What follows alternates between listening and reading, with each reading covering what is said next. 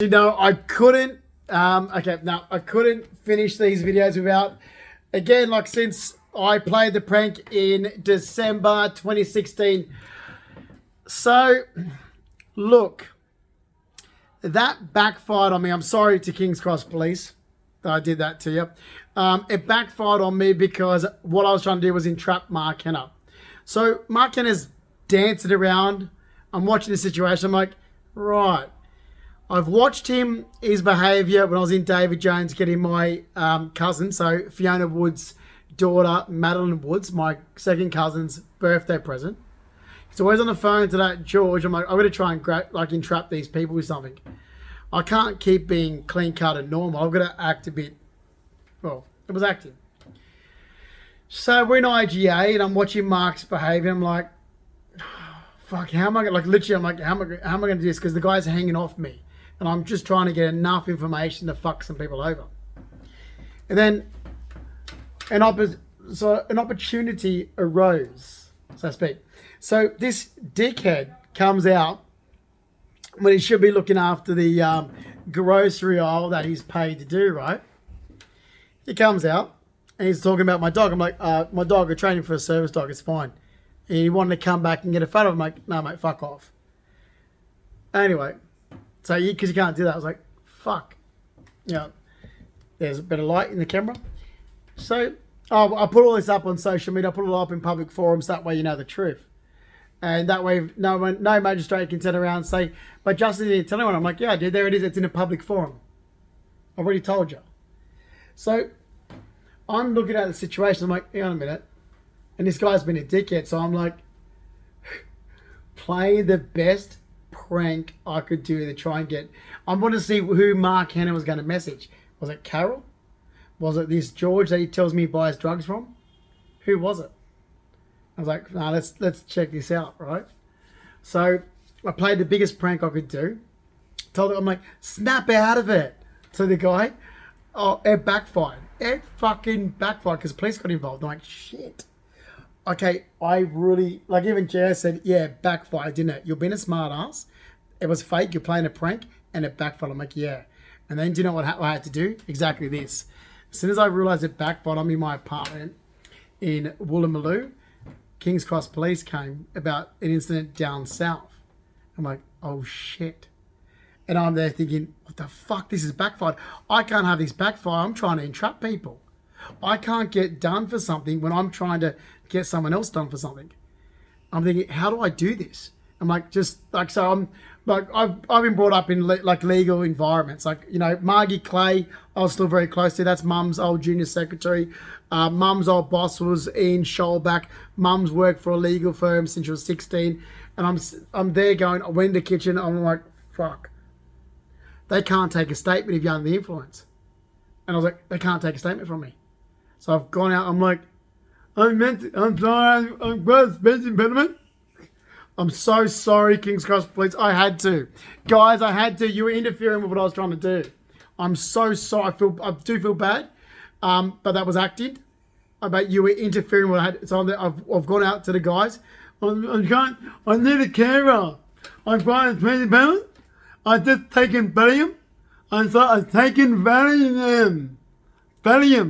I've taken too much Valium.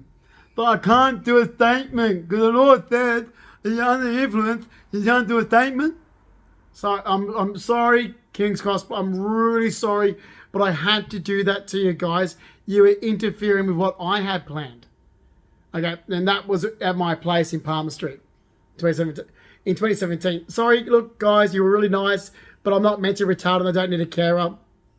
Terribly sorry I had to do that to you, but you were interfering with me entrapping a group of criminals. So I hope it pans out, you know. In the end, I hope you can forgive me for that. Which means I'm really terribly sorry to say to the magistrate down south in Picton Court in 2017, that is the biggest load of bullshit crap that's ever been said in my entire life. And I'll be upfront and honest.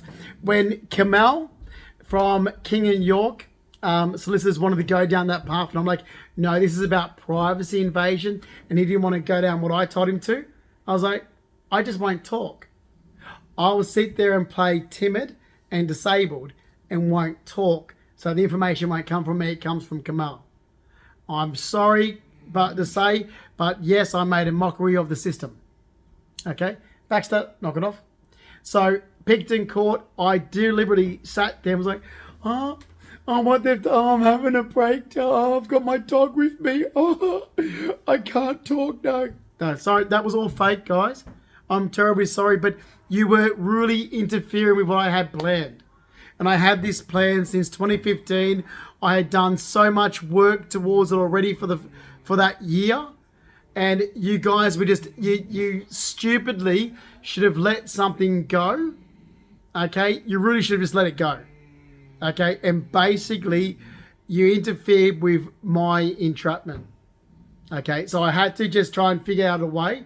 And look, I would have continued down the path if Mum didn't tell me in 2018, look, stop going down the path of revenge to these people. So everything I worked towards anyway, I just stopped. Until now. Because I won't be stopping it now. I'll be making sure that it goes against these people. So I've given you accurate information, guys. I hope you use it. Use it wisely. And when I tell you that everything I did from 2016 to 2018 was a reason behind it, yeah, believe me, that was fake. You know, if the best outcome of this, at least I expose people, groups, and organizations, and I sort of expose your training. Because if you believe that was real, then you obviously need to be retrained. Okay? So I've exposed where your flaws are. Okay? And at the end of the day, I guess you can look at it that way as a positive outcome that I have shown you. Just, well, you're not as intelligent as you guys think, and you need to be doing a lot more training than what you're doing. All right. So yeah, look, I'm fortunate about that, but yeah, that was fake. Me using a walking cane is not fake. Sorry. My knee's fucked. My knee has been fucked for a very long time. I'm going to get it operated on one day. And my whole right side's fucked. Normally I do get embarrassed about using a cane, but yeah, I have to use a cane when it's this bad. Today, shut up, Baxter. Today was bad. Today was a day that I would normally use a walking cane. All right. So, yeah. Idiots. I hope that's coming for the camera. That's an abo. Okay, that's where Australia's money, that's where Australia's waste of money goes to. All right, leave it at that. Actually, that tune there, I'll tell you how good I am at picking things up. That's Pirates of Penzance. Oh, go look it up. That's actually Pirates of Penzance. That lady, whatever she was just humming then, that's actually the music of Pirates of Penzance. I was in it. So was Darren Taylor, the dickhead that I got my cousin Christy Childs. Shut up, Baxter. Affiliated with me with, and I'm like, she was doing this years ago. Sorry, I've got to jump onto another subject because this is what the deadbeats on my mum's side do. Years ago, and it's all sort of come sort of full circle now. I'm like, oh, she's not talking about Darren Sylvester.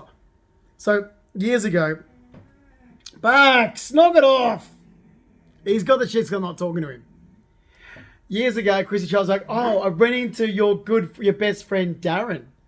And she's telling me stuff like, oh, he was here, oh, he's in bad shape, he's involved in drugs and this. I'm like, the fuck? So I'm thinking Darren Sylvester. Because Darren Sylvester was my best friend. And I knew his uncle. And I'm like, what the fuck? Are you kidding me? And literally, and I'm like, man, Chrissy Charles is a deadbeat. She really is. Anyway, it wasn't until more recently she's like, oh, and you know, Darren Taylor. Like, Darren Taylor and I aren't friends. Darren Taylor was friends with Jess Rowland's fucking abo. He used to screw this Jess Rowland or Jess Blackmore's abo sister, Beth. We're not friends. And she's like, but didn't you live with him? I'm like, I lived in a house that people shared rent. It was like other people lived there, and that was like, it wasn't just like, you know, just because I lived and shared rent and I moved out. It was a house when everyone was in the same musical. We all rented a house together. Okay, it was like other people in the same musical. It was like, we're not friends. I thought you were talking about Darren Sylvester. So all these, like, years ago, Christy Childs tells me this information. I'm thinking, she's talking about, fucking hell, geez, Darren Sylvester's in a lot of trouble. And I kid you not, I'm going back to, like, early 2000s. So for, like, 25 years, I'm thinking Darren Sylvester's turned into this big rat bag of a loser. I just find out that fucking loser Christy Childs was talking about Darren Taylor. I'm like, Darren fucking Taylor?